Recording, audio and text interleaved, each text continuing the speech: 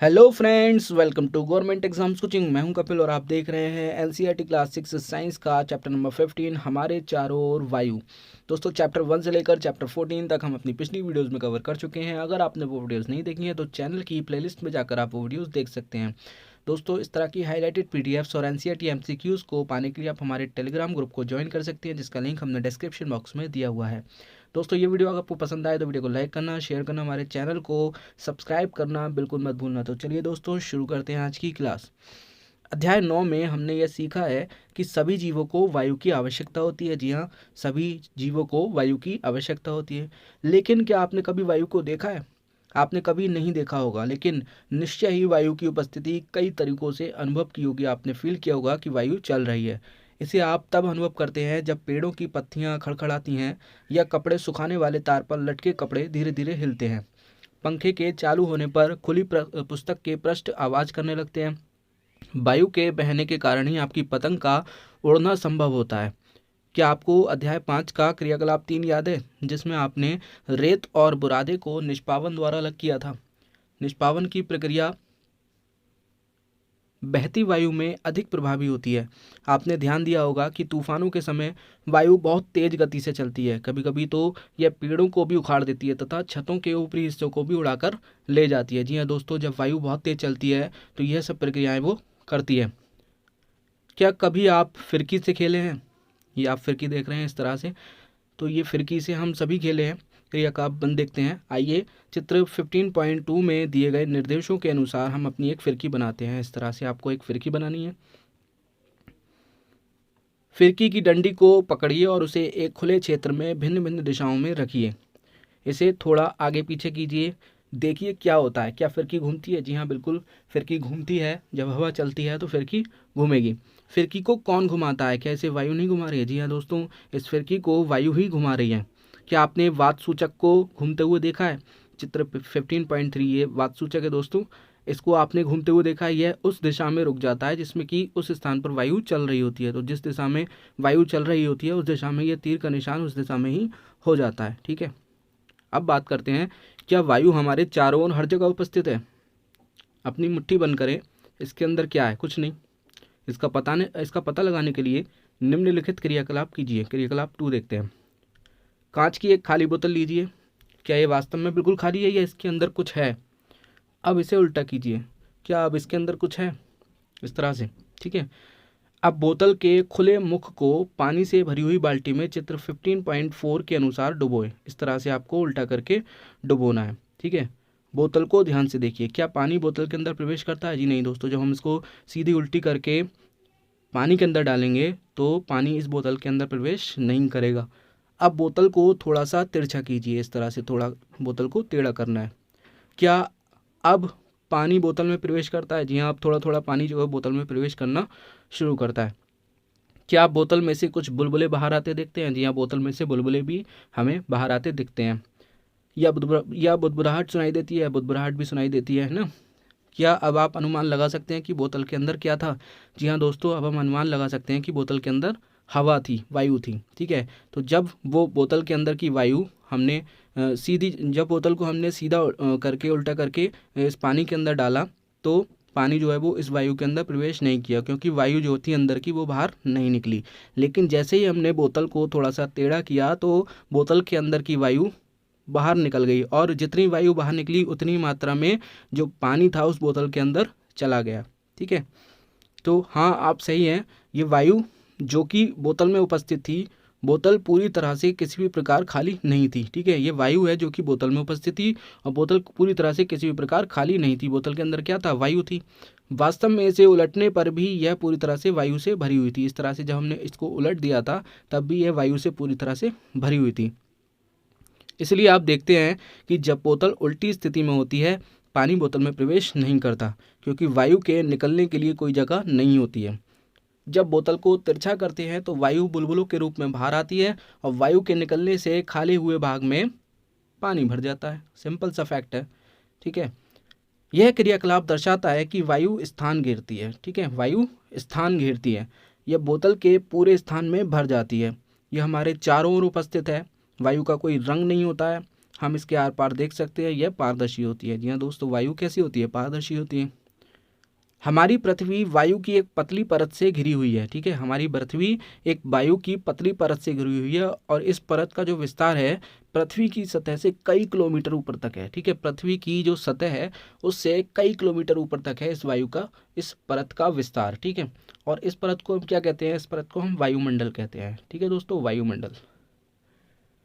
पर्वतारोही ऊंचे पर्वतों पर चढ़ते समय ऑक्सीजन का सिलेंडर अपने साथ क्यों ले जाते हैं? दोस्तों, ऑक्सीजन की कमी हो जाती है। हम जितना ऊपर जाते हैं, जितना पहाड़ों पर जाते हैं, तो हमें ऑक्सीजन की कमी होती है। ठीक है, तो हम इसलिए क्या करते हैं? ऑक्सीजन का सिलेंडर अपने साथ लेकर जाते हैं। अब बात आती है कि वायु किससे बनी होती है। 18वीं शताब्दी तक लोग सोचते थे कि वायु केवल एक ही पदार्थ है। प्रयोगों से यह सिद्ध हो गया कि वास्तव में ऐसा नहीं है। वायु अनेक गैसों का मिश्रण है। वायु एक अनेक गैसों का मिश्रण है, इसमें कई सारी गैसें मिली हुई हैं। यह मिश्रण किस प्रकार का है? आइए एक एक करके इस मिश्रण के मुख्य अवयवों के बारे में पता लगाते हैं। सबसे पहले बात करते हैं जलवाष्प की, जो कि वायु का एक मुख्य मिश्रण है। हमने पहले पढ़ा है कि वायु में जलवाष्प विद्यमान होती है। ठीक है, वायु में जलवाष्प विद्यमान होती है, हमने पढ़ा था। हमने यह भी देखा है कि जब वायु किसी ठंडे पृष्ठ के संपर्क में आती है तो इसमें उपस्थित जलवाष्प ठंडी होकर संघनित हो जाती है। जी हाँ दोस्तों, पिछले चैप्टर्स में हम पढ़ते हुए आए हैं कि जब वायु किसी ठंडी सतह के संपर्क में आती है तो वायु में जो छिपी हुई जलवाष्प होती है वो ठंडी होकर संघनित हो जाती है। ठीक है, संघनित होती है। जब संघनन होता है तो वो जलवाष्प ठंडी होकर के छोटी छोटी जल की बूंदों के रूप में कन्वर्ट हो जाती हैं। ठीक है, तथा जल की बूंदें ठंडे पृष्ठ पर दिखाई देती हैं। प्रकृति में जल चक्र के लिए वायु में जलवाष्प का उपस्थित होना अनिवार्य है। जी हाँ दोस्तों, जलवाष्प की उपस्थिति बहुत इंपॉर्टेंट है जल चक्र के लिए। ठीक है, बात करते हैं दूसरे अवयव की। वायु में जो दूसरा अवयव होता है वो होता है ऑक्सीजन। क्रियाकलाप 3 देखते हैं। अपने शिक्षक की उपस्थिति में 2 उथले पात्रों में से 2 समान आकार की मोमबत्तियों को बीचों बीच लगाइए। आपको क्या करना है? 2 उथले पात्र लेने हैं, इस तरह से 2 बर्तन लेने हैं और उनमें दोनों में बीचों बीच एक एक मोमबत्ती लगानी है। अब पात्रों में कुछ पानी डालना है। दोनों पात्रों में कुछ कुछ थोड़ा थोड़ा पानी डाल देना है। ठीक है, अब मोमबत्तियां जलाएं तथा चित्र 15.6 के अनुसार प्रत्येक मोमबत्ती के ऊपर एक एक गिलास रखकर ढक दें। अब आपको मोमबत्ती जलानी है और उन दोनों मोमबत्तियों के ऊपर एक गिलास को ढक के रख देना है उल्टा करके। ध्यान रखना है कि एक गिलास जो है वो दूसरे से बड़ा होना चाहिए। एक गिलास छोटा होना चाहिए और दूसरा गिलास बड़ा होना चाहिए। ध्यानपूर्वक देखिए कि जलती हुई मोमबत्तियों और पानी की सतह को क्या हुआ। क्या मोमबत्तियां जलती रहती हैं या बुझ जाती हैं? क्या गिलासों के अंदर जल का स्तर एक समान रहता है? दोस्तों, मोमबत्तियों का जो जलना है वो निश्चय ही वायु के किसी अवयव की उपस्थिति के कारण संभव है। जब मोमबत्ती जलती है तो किसकी वजह से जलती है? जहाँ भी कहीं भी आग जलती है तो वो दोस्तों ऑक्सीजन की वजह से जलती है। ये बात आप याद रखना। ठीक है, तो जब गिलास के अंदर ऑक्सीजन थी, मतलब वायु थी, तो ये जलती रही। ठीक है, अब जैसे ही वायु के अंदर से ऑक्सीजन, वायु में जो ऑक्सीजन थी वो जलने की वजह से ख़त्म हो गई। ठीक है, तो जितनी ऑक्सीजन थी वो जब ख़त्म हो गई, ठीक है, तो वायु जो ये मोमबत्ती है वो जलना बंद कर दी। ठीक है, पढ़ते हैं। मोमबत्ती का जलना निश्चय ही वायु के किसी अवयव की उपस्थिति के कारण संभव है। क्या ऐसा नहीं है? क्या भिन्न भिन्न लंबाई के 2 गिलासों से अपने परीक्षण में कोई अंतर आता है? इसका क्या कारण हो सकता है? दोस्तों, जलने की क्रिया केवल ऑक्सीजन की उपस्थिति में ही संभव है। कहीं भी अगर कोई वस्तु जल रही है तो वे केवल ऑक्सीजन की उपस्थिति से ही जलती है। हम देखते हैं कि वायु का एक अवयव ऑक्सीजन है। हमें पता है कि वायु में ऑक्सीजन होती है। अब वायु और इसी कारण उसकी ऑक्सीजन अवयव हमारे प्रयोग में लाए गए गिलास में सीमित मात्रा में है। ठीक है, इस गिलास में वायु और उसके अवयव सीमित मात्रा में है। ठीक है, अब उसका अवयव ऑक्सीजन भी हमें पता है, वायु में ऑक्सीजन होती है, तो इस गिलास में ऑक्सीजन भी कैसी है? लिमिटेड क्वांटिटी में है। ठीक है, जब यह ऑक्सीजन जलती हुई मोमबत्ती के द्वारा प्रयोग कर ली जाती है तो मोमबत्ती अधिक समय तक नहीं जल पाती तथा वह बुझ जाती है। ठीक है, ये लिमिटेड क्वांटिटी में जो इसके अंदर ऑक्सीजन है वो ऑक्सीजन इस जलने की प्रक्रिया में यूज़ हो जाती है। तो जब तक ऑक्सीजन रहती है तब तक ये जलती है। जब ऑक्सीजन ख़त्म हो जाती है तो ये जो मोमबत्ती है वो जलना जो है बंद कर देती है और बुझ जाती है। ठीक है, इसके अतिरिक्त जैसे ही मोमबत्ती बुझती है जल ऊपर चढ़ जाता है। तथापि जल के ऊपर उठने की घटना को मोमबत्ती के गलने में प्रयुक्त तो ऑक्सीजन के साथ नहीं जोड़ा जाना चाहिए। दोस्तों, जैसे ही मोमबत्ती जो बुझती है तो जैसे ही बुझती है तो ये जो पानी है गिलास के अंदर ऊपर थोड़ा चढ़ जाता है। ठीक है, अब बात करते हैं नाइट्रोजन की। मोमबत्ती के बुझने के बाद भी क्या आपने ये देखा है कि वायु का एक बड़ा भाग अब भी गिलास में शेष रह जाता है? जी हाँ दोस्तों, भाई ऑक्सीजन ही तो खत्म हुई है जलने में, बाकी वायु का और भी पार्ट है, वायु के और भी अवयव हैं जो कि इसमें रह जाते हैं इस गिलास में। ठीक है, यह सूचित करता है कि वायु के कुछ अवयव जलने में सहायक नहीं होते दोस्तों। ऑक्सीजन जो थी वो तो जलने में सहायक थी, तो वो यूज़ हो गई। ठीक है, अब वायु के और भी पार्ट्स हैं जो कि जलने में सहायक नहीं है, जिसकी वजह से मोमबत्ती जो है वो नहीं जली। ठीक है, तो यह सूचित करता है कि वायु के कुछ अवयव जलने में सहायक नहीं होते। वायु का एक बड़ा भाग जो मोमबत्ती के जलने में उपयोग नहीं हुआ, नाइट्रोजन कहलाता है। ये वायु का लगभग 4/5 भाग घेरता है। ठीक है, नाइट्रोजन जो है वो जलने में सहायक नहीं होता है, इसलिए इस गिलास में वो रह गई। ठीक है, और नाइट्रोजन जो है हमारी वायु का लगभग 4/5 भाग घेरता है। लगभग हमारी वायु में 78% नाइट्रोजन होती है दोस्तों। ठीक है, और 21% ऑक्सीजन होती है। ठीक है, दोनों मिलकर के वायु का एक 99% पार्ट बनाते हैं। अब बात करते हैं कार्बन डाइऑक्साइड की। यह बंद कमरे में जब कोई पदार्थ जल रहा होता है तो शायद आपने घुटन महसूस की होगी। यह घुटन कमरे में कार्बन डाइऑक्साइड की अधिक मात्रा एकत्र होने के कारण हुई, जो कि लगातार किसी वस्तु के जलने के कारण बनती है। दोस्तों, कार्बन डाइऑक्साइड जो है किसी भी वस्तु के जलने के कारण बनती है। ठीक है, और आप कमरे में घुटन महसूस करेंगे, जब आप कमरे में कोई चीज़ जलाएंगे तो आप घुटन महसूस करेंगे। क्यों घुटन महसूस करेंगे? क्योंकि जलने के कारण कार्बन डाइऑक्साइड ज़्यादा मात्रा में बन रही है। ठीक है, तो कार्बन डाइऑक्साइड की वजह से आप घुटन महसूस करेंगे। हमारे चारों ओर की वायु का एक छोटा अवयव कार्बन डाइऑक्साइड होता है। पादप एवं जंतु श्वसन प्रक्रिया में ऑक्सीजन का उपयोग करते हैं। जी दोस्तों, पादप भी करते हैं और जंतु भी श्वसन प्रक्रिया में किसका यूज़ करते हैं? ऑक्सीजन का यूज़ करते हैं। ऑक्सीजन लेते हैं और कार्बन डाइऑक्साइड बनाते हैं। ठीक है, ऑक्सीजन तो लेते हैं और कार्बन डाइऑक्साइड छोड़ते हैं बाहर। जलने पर ऑक्सीजन का उपयोग कर मुख्यतः कार्बन डाइऑक्साइड तथा कुछ अन्य गैसें बनती हैं। ठीक है, जलने पर भी क्या बनता है? ऑक्सीजन का उपयोग होता है जलने के लिए। मैंने आपको बताया कि जलने के लिए जो आवश्यक गैस है वो है ऑक्सीजन, तो ऑक्सीजन का यूज़ होता है। और जलने के बाद जो गैसें बनती हैं वो कौन कौन सी बनती हैं? कार्बन डाइऑक्साइड तथा कुछ अन्य गैसें बनती हैं। ठीक है, अब बात करते हैं धूल तथा धुआं। जी हाँ दोस्तों, वायु में धूल भी होती है और धुआं भी होता है। ईंधन तथा पदार्थों के जलने से धुआं भी उत्पन्न होता है। धुएं में कुछ गैसें एवं सूक्ष्म धूल कण होते हैं जो प्रायः हानिकारक होते हैं। धुएं में क्या होता है? कुछ गैसें भी होती हैं और धूल के कण भी होती हैं जो कि हानिकारक होते हैं। इस कारण आप कारखानों में लंबी चिमनियां देखते हैं।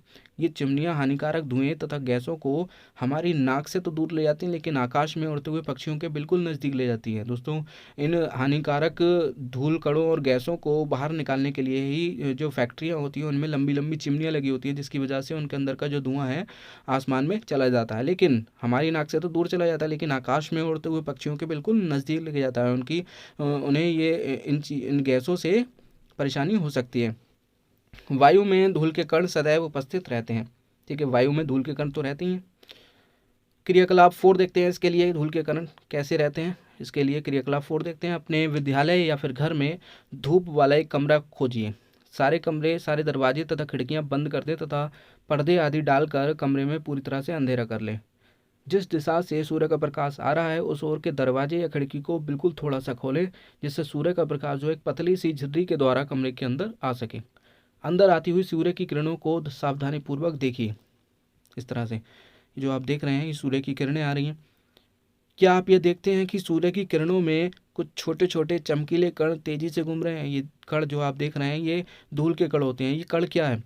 अत्यधिक सर्दियों में आपने पेड़ की पत्तियों से छनकर आते हुए सूर्य के प्रकाश किरण पुंज को देखा होगा, जिसमें धूल के कण नृत्य करते हुए प्रतीत होते हैं। ये दर्शाता है कि वायु में धूल के कण भी उपस्थित होते हैं।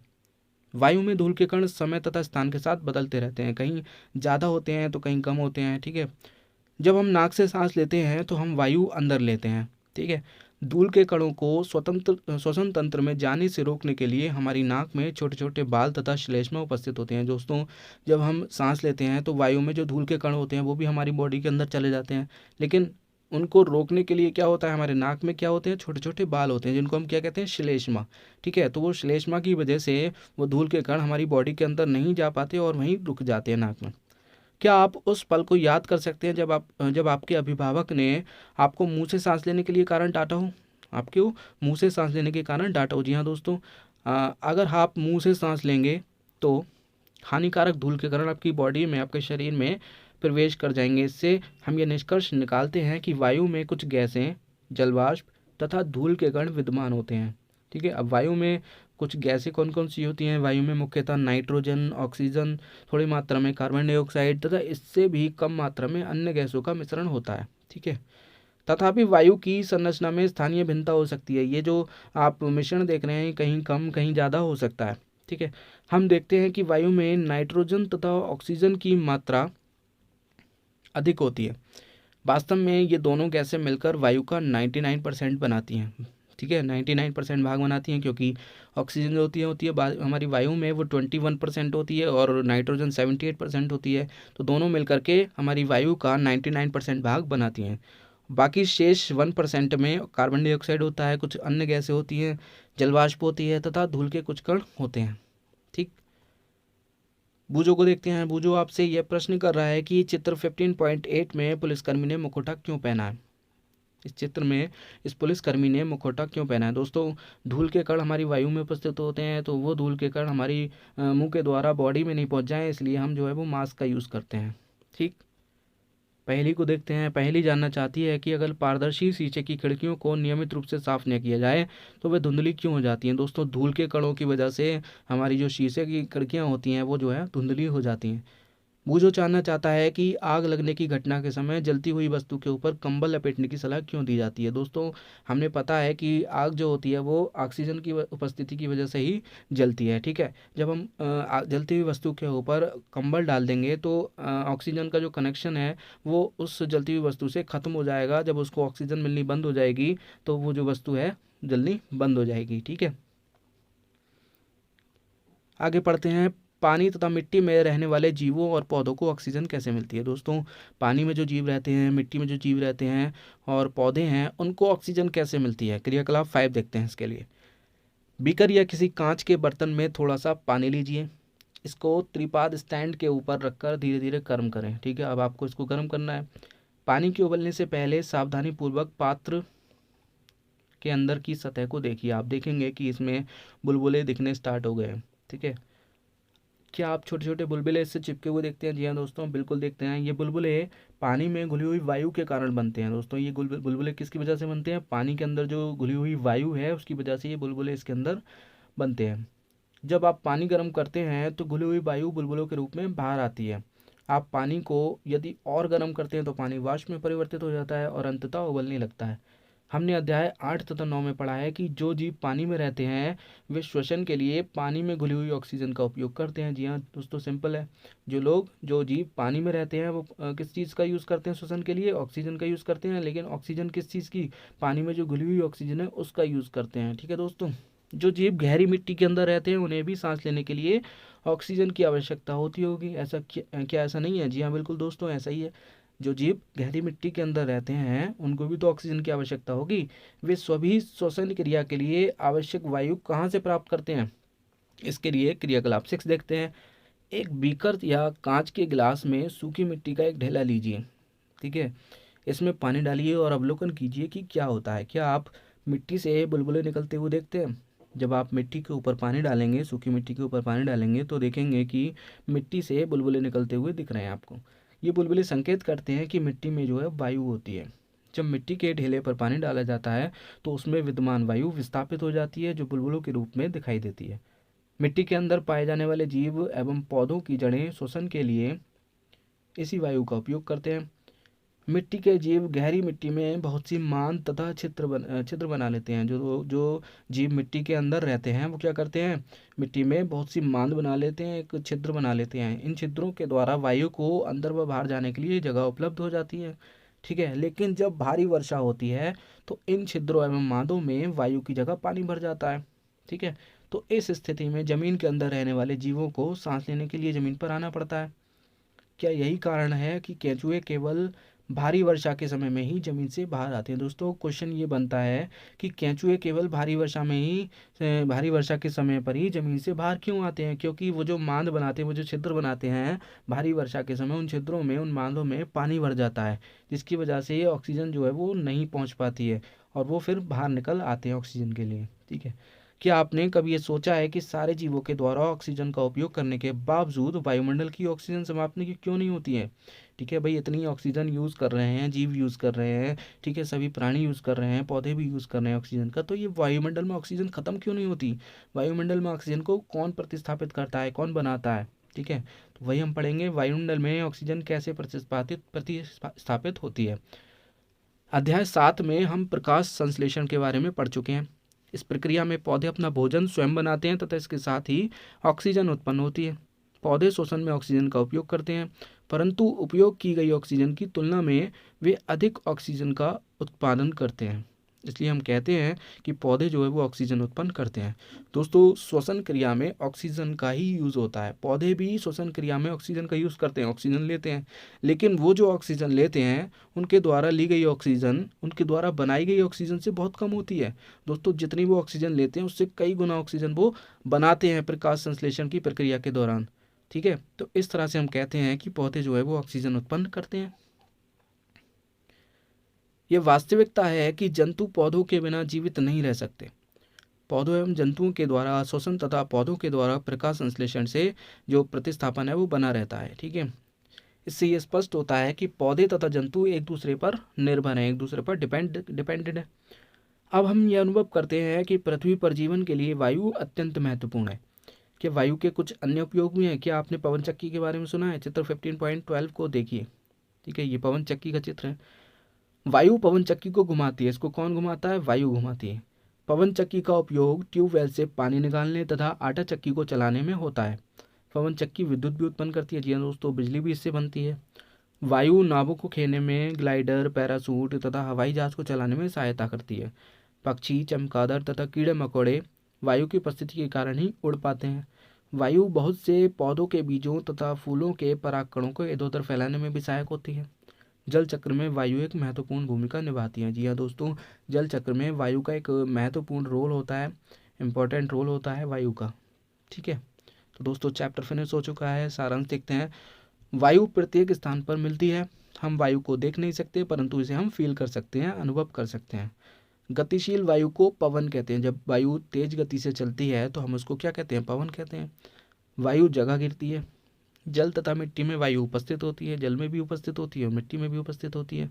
जल में रहने वाले जीव जल में घुली हुई ऑक्सीजन का उपयोग करते हैं और मिट्टी में रहने वाले जीव मिट्टी में भी ऑक्सीजन का यूज़ करते हैं। मिट्टी में जो ऑक्सीजन होती है उसका यूज़ करते हैं।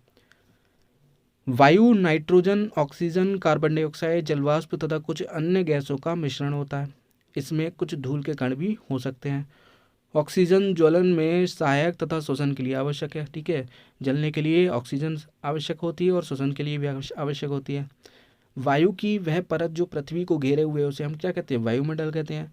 पृथ्वी पर जीवन के लिए वायुमंडल आवश्यक होता है। जलीय प्राणी श्वसन के लिए जल में घुली हुई वायु का उपयोग करते हैं। वायु से ऑक्सीजन तथा कार्बन डाइऑक्साइड के आदान प्रदान के लिए पौधे तथा जंतु एक दूसरे पर निर्भर होते हैं। एक्सरसाइज देख लेते हैं। पृथ्वी के चारों ओर की वायु की परत क्या कहलाती है? वायुमंडल कहलाती है।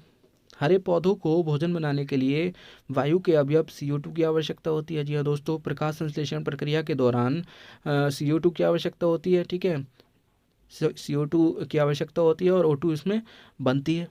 ठीक है, तो दोस्तों चैप्टर फिनिश। मिलते हैं आपसे नेक्स्ट वीडियो में। ये वीडियो पसंद आया हो तो वीडियो को लाइक करना, शेयर करना और हमारे चैनल को सब्सक्राइब ज़रूर करना। ठीक है, और इस तरह की PDF आपको चाहिए तो हमारे टेलीग्राम ग्रुप को ज्वाइन कर सकते हैं, जिसका लिंक हमने अपने डिस्क्रिप्शन बॉक्स में दिया है। चलिए दोस्तों, मिलते हैं आपसे नेक्स्ट वीडियो में। तब तक के लिए गुड बाय।